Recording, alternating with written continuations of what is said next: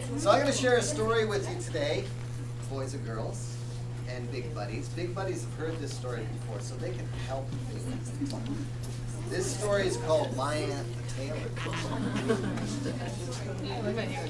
Now, my aunt was the most wondrous tailor the world has ever seen. She made the most magnificent suits and the most beautiful gowns. Folks came from all around to have their clothes made by her. But you know something? She started working when she was 16 years old, and she worked until she was 76 years old. And in all that time, not once did she ever make anything for herself. So when she turned 76 years old and she retired, she packed up all her tailoring tools and she closed down her shop for the last time. Now, do you know what some of her tailoring tools might be? Would she need some scissors? Yeah. Yeah, could you make some scissors like this? Okay, and some needles and thread. Okay. And some tape measures. There. Well, she packed all those up, and she wrapped them up, and she tucked them under her arm, and she went home, and she went into her kitchen, and she put them in a drawer, and she closed the drawer.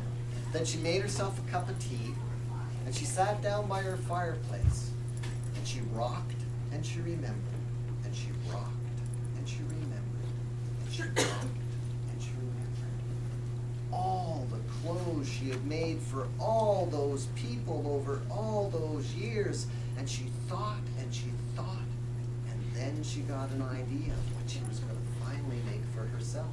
And she finished her cup of tea, and she went to bed early that night, and the next morning she got up early, and she went down into the town, and she went to the fabric shop to look for the perfect piece of cloth to make something for herself. Oh, and she walked in the front door of the fabric store, and there were shelves that started right down here on the floor and went all the way up to the ceiling. And they were like little cubby holes, and in each one there was a piece of cloth. And she had a little test, and she'd pull out the piece of cloth, and she'd rub the back of her hand on it. And then she'd rub it against her cheek, and then she'd go up to the window at the front so the sunlight could hit it. That first piece of cloth wasn't for her, so back it went. Well, she spent all morning in that store, and she had to go up a ladder that was on wheels that slid up and down the ladder, and she did that same test to every piece of cloth. And at lunchtime, she was partway across the back shelves, and she went out and she had some soup and bread. And when she came back, she kept doing that test, and late in the afternoon, she was halfway up the other side of the store, and she pulled out a bolt of cloth. Oh, it was red, dark red. Some folks call it blood red. And she rubbed the back of her hand on it, and she got a little smile on her face. And then she rubbed it on her cheek, and her smile got a little bigger. And then she went up to the window, and the sunlight hit it, and her face lit right up. That was the piece of cloth for her. So the shopkeeper measured out 1, 2, 3 meters of cloth. And he folded it up nice and neat and wrapped the brown paper around it in a string, and she tucked it under her arm, and she went home. And she went into her kitchen, and she pulled open the drawer, and she pulled out her tailoring tools, and she laid that piece of cloth on her kitchen table. And this is where I need your help with the story. And she cut and she sewed, and she cut and she sewed, and she cut and she sewed, till she made herself a beautiful long red coat. Oh, how she loved that red coat. She wore that red coat everywhere. She wore it to church, she wore it to meetings, she wore it visiting, she wore it shopping. She wore that red coat until she wore that red coat out. And one day she was coming home from church, and she took it off and she hung it up on the hook in the back of her door. And as she did so, she looked at it, and she saw that the bottom of the coat was all tattered and torn because it was so long it dragged on the ground. So she took it off the hook, and she had a closer look at it, and she saw that there was still something there. So she took the coat into the kitchen, and she laid it out on her kitchen table, and she opened the drawer and pulled out her tailoring tools. Do you know what she did? She cut and she sewed, and she cut and she sewed, and she cut and she sewed, till she made a beautiful red waistcoat. Oh, how she loved that red waistcoat. She wore that red coat everywhere. She wore it to church, she wore it to meetings, she wore it visiting, she wore it shopping. She wore that coat until she wore that coat out. And one day she was coming home from visiting friends, and she took it off and she hung it up on the hook on the back of the door, and she looked back, and that poor old coat, in the elbows there was great big holes, and the cuffs were all tattered and torn. So she took it off the hook and she had a closer look at it, and she saw that there was still something there. So she took it into the kitchen and she laid it out on the kitchen table, and she opened the drawer and she got her tailoring tools. And she cut and she sewed, and she cut and she sewed, and she cut and she sewed. Till she made herself a beautiful red vest. Oh, how she loved that red vest. She wore that red vest everywhere. She wore it to church, she wore it to meetings, she wore it visiting, she wore it shopping. She wore that red vest until she wore that red vest out.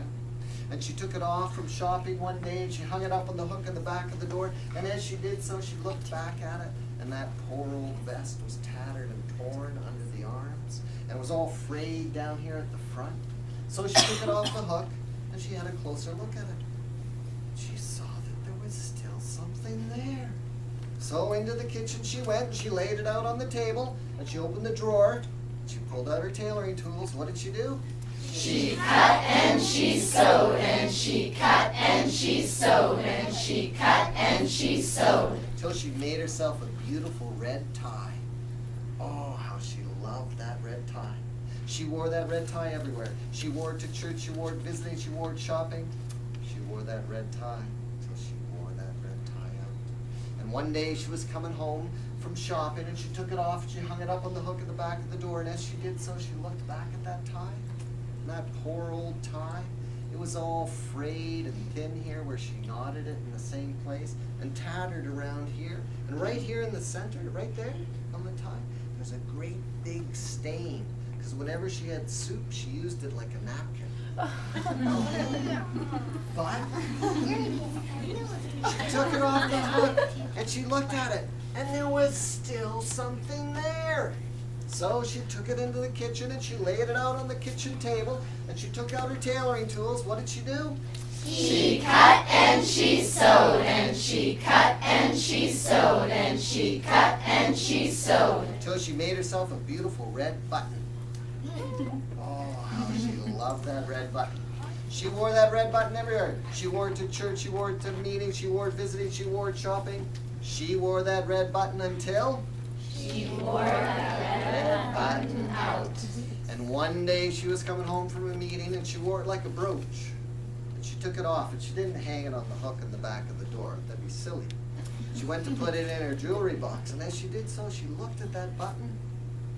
There wasn't much left in that button. The center was almost gone. There was hardly an edge left. But she looked at it a little closer, and she saw that there was still something here.